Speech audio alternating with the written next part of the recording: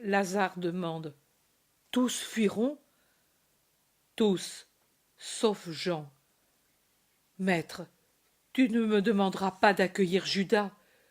Fais-moi mourir torturé, mais cela, ne me le demande pas. Plusieurs fois, ma main a frémi sur mon épée, anxieuse de tuer l'opprobre de la famille, et je ne l'ai pas fait parce que je ne suis pas un violent.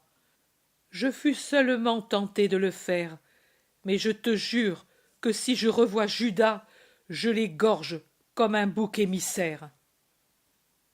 Tu ne le verras jamais plus, je te le jure. Il fuira? N'importe. J'ai dit si je le vois. Maintenant je dis je le rejoindrai, fût-ce aux confins du monde, et je le tuerai. Tu ne dois pas le désirer. Je le ferai. Tu ne le feras pas, car où il sera, tu ne pourras aller. Au sein du Sanhédrin, dans le sein, là aussi je le rejoindrai et je le tuerai. Il ne sera pas là. Chez Hérode, je serai tué, mais auparavant je le tuerai. Il sera chez Satan, et toi, tu ne seras jamais chez Satan. Mais abandonne tout de suite cette pensée homicide, car autrement je te quitte. Oh, oh, mais oui, pour toi. Oh, maître, maître, maître. Oui, ton maître. Tu accueilleras les disciples, tu les réconforteras, tu les ramèneras vers la paix. Je suis la paix.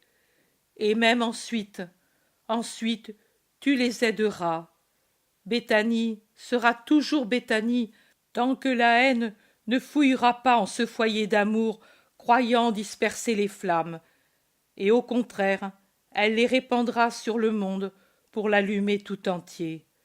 Je te bénis, Lazare, pour tout ce que tu as fait et pour ce que tu feras. Rien, rien, tu m'as tiré de la mort, et tu ne me permets pas de te défendre. Qu'ai-je fait alors? Tu m'as donné tes maisons. Tu vois, c'était écrit. Le premier logement à Sion dans une terre qui t'appartient. Le dernier encore dans l'une d'elles. C'était mon destin d'être ton hôte. Mais de la mort, tu ne pourrais pas me défendre. Je t'ai demandé, au commencement de cette conversation, sais-tu qui je suis?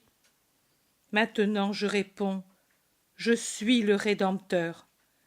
Le Rédempteur doit consommer le sacrifice jusqu'à la dernière immolation. Du reste, crois-le, celui qui montera sur la croix et qui sera exposé au regard et au mépris du monde ne sera pas un vivant, mais un mort. Je suis déjà un mort, tué par l'absence d'amour davantage et avant de l'être par la torture. Et encore une chose, ami, demain, à l'aurore, je vais à Jérusalem, et tu entendras dire que Sion a acclamé comme un triomphateur son roi plein de douceur, qui y entrera monté sur un ânon. Que ce triomphe ne t'illusionne pas, et ne te fasse pas juger que la sagesse qui te parle n'a pas été sage dans cette paisible soirée.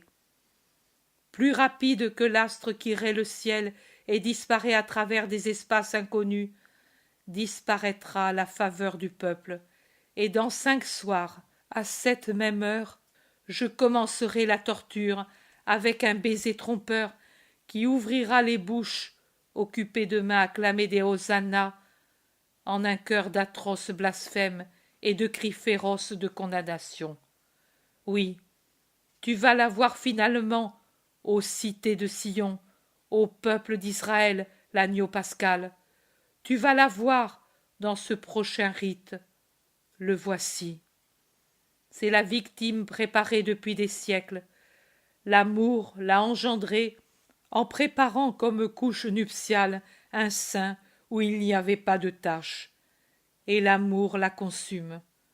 Voilà, c'est la victime consciente, non comme l'agneau qui, pendant que le boucher affile son couteau pour l'égorger, broute encore l'herbe du pré, ou ignorant heurte de son museau rose contre le sein maternel. Mais moi, je suis l'agneau qui, conscient, dit adieu à sa vie, à sa mère, à ses amis, et va vers le sacrificateur en disant me voici. Je suis la nourriture de l'homme. Satan a mis une faim qui n'est jamais rassasiée, qui ne peut se rassasier. Il n'y a qu'un aliment qui le rassasie, car il calme cette faim. Et cet aliment, le voici. Homme, voici ton pain, voici ton vin. Consomme ta Pâque, ô humanité. Traverse ta mer rouge des flammes sataniques. Teinte de mon sang, tu passeras, race de l'homme, préservée du feu infernal. Tu peux passer. Les cieux, pressés par mon désir, entr'ouvrent déjà les portes éternelles.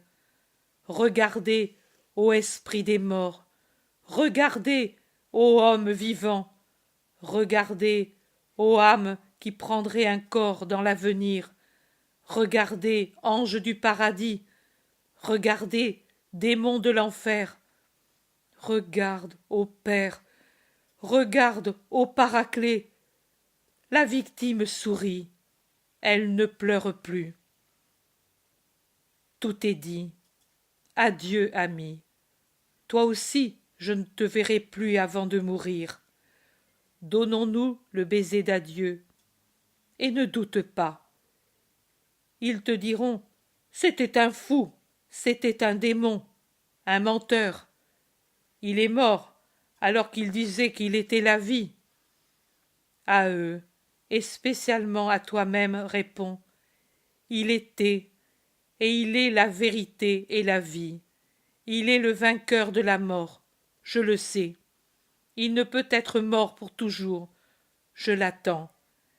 Et elle ne sera pas consumée, toute l'huile de la lampe que l'ami tient toute prête pour faire de la lumière au monde invité aux noces du triomphateur, que lui, l'époux, reviendra. Et la lumière, cette fois, ne pourra jamais plus être éteinte. Crois-le, Lazare. Obéis à mon désir. Tu entends ce rossignol, comme il chante, après s'être tu à cause de tes sanglots. Fais comme lui. Ton âme, après les inévitables pleurs sur la victime, qu'elle chante avec assurance l'hymne de ta foi. Sois béni par le Père, par le Fils, par le Saint-Esprit. Combien j'ai souffert pendant toute la nuit depuis 23 heures, du jeudi 1er mars jusqu'à 5 heures du matin du vendredi. J'ai vu Jésus dans une angoisse de peu inférieure à celle du Gethsémani, en particulier quand il parle de sa mère, du traître, et quand il montre son horreur de la mort. J'ai obéi au commandement de Jésus d'écrire sur un carnet à part pour en faire une passion plus détaillée. Vous avez vu mon visage ce matin, faible image de la souffrance que j'ai endurée, et je n'en dis pas davantage, car il y a des pudeurs insurmontables.